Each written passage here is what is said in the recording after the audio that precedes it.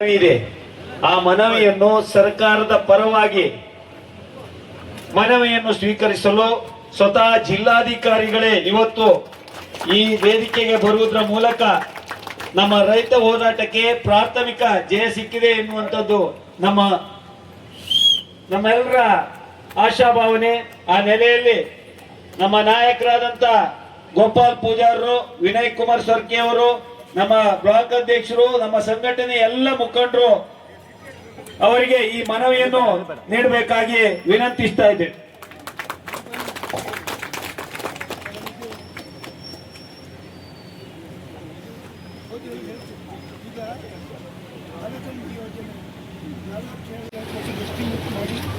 ಸರ್ಕಾರದಿಂದ ಕೊಟ್ಟಿದ್ದೀವಿ.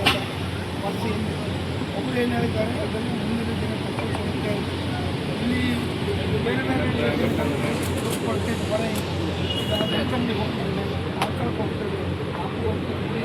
ಅದು ನಮಗೆ ಹೆಚ್ಚಿನ ಆದರೆ ನಮ್ಮ ಮೂಲ ಯೋಜನೆ ಏನಿದೆ ಈ ನನ್ನ ಕ್ಷೇತ್ರದ ಜನರಿಗೆ ಅದನ್ನು ಒಂದು ಅನುಷ್ಠಾನ ಎರಡನೇದು ಪ್ರಯತ್ನ ಇರುವ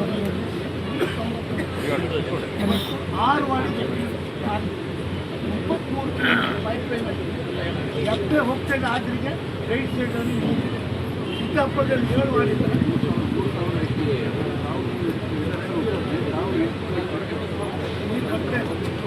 ಅದಕ್ಕೂ ಕೊಡಬೇಕು.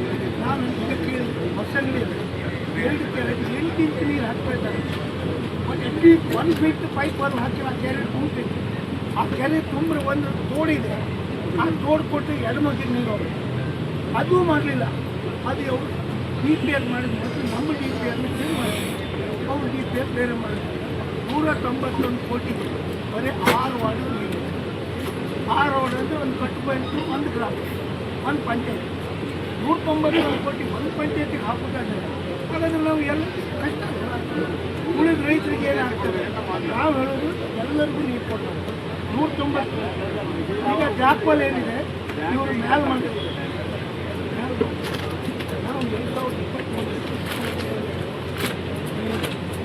ಅದು ಬೆಳಕು ಮಾಡಿದ್ವಿ. ಆ ಹೊಳೆಗೆ ನೀರು ಕುಡಿಯ ನೀರನ್ನ ಅದರಿಂದ ಅದನ್ನು ಜಾಕ್ಪಾಲ್ ಆದ ಕೆಳಗೆ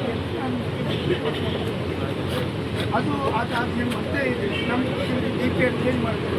ನೀರು ಎಲ್ಲ ಕಡೆ ಹೋಗಲ್ಲ. ಅದಕ್ಕೂ ಮುಖ್ಯಮಂತ್ರಿ 2020 ಅವ್ರಿಗೆ ತೊಂದರೆ ಆಗಿದೆ. ತನಿಖೆ ಮಾಡಿ ತಾಂತ್ರಿಕ ಸಲಹೆಗಾರ ಅಂತ ಕೇಳ್ಕೊಂಡು ನಮ್ಮ ರೈತರಿಗೆ ಅನ್ಯಾಯ ಆಗ್ತದೆ. ಅವ್ರಿಗೆ ಹೇಳಿದ್ರೆ ಆರ್ಡರ್ ಮಾಡ್ತಾರೆ. ಒಂದು 7 ದಿನಗಳಲ್ಲಿ ಬಂದಿದೆ. ಅದು ಇನ್ನು ತೀರ್ಪಾಯಿತು. ನಮ್ಗೆ ಅದನ್ನು ಕೂಡಲೇ ಮಾಡಬೇಕು. ಇನ್ನು KBM ಅಲ್ಲಿ ನೀರೀಗ ಪೈಪ್ ಲೈನ್ ಮಾಡಿದ್ದಾರೆ. ಎಲ್ಲ ಕಡೆ ಪೈಪ್ ರಿಪೇರ್ ಮಾಡಿದ್ದಾರೆ. ನೀರಲ್ಲಿ ಇನ್ನೂ ಬರುತ್ತೆ, ಇನ್ನೂ ಅದು ಶೀಘ್ರ ಆಗುತ್ತೆ. ನನ್ನ ಕ್ಷೇತ್ರಕ್ಕೆ ನೀರು ಯಾವ ಮೂಲಕ ರೈಲ್ ತರ್ತಾನೋ ಅವರಿಗೆ ಪೈಪ್ ಲೈನ್ ಮಾಡಿ ನೀರು ಕೊಡ್ತದೆ. ಎಲ್ಲೋ ಒಂದು ಕಡೆ ನಮ್ಮ ರೈತರಿಗೆ ಅನ್ಯಾಯ ಮಾಡ್ತಾರೆ.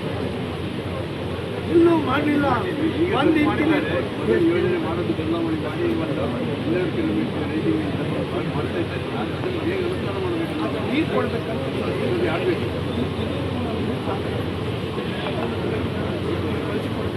ಬಜೆಟ್ನಲ್ಲಿ ಬದುಕಾಗಿದೆ ಹೇಳಿ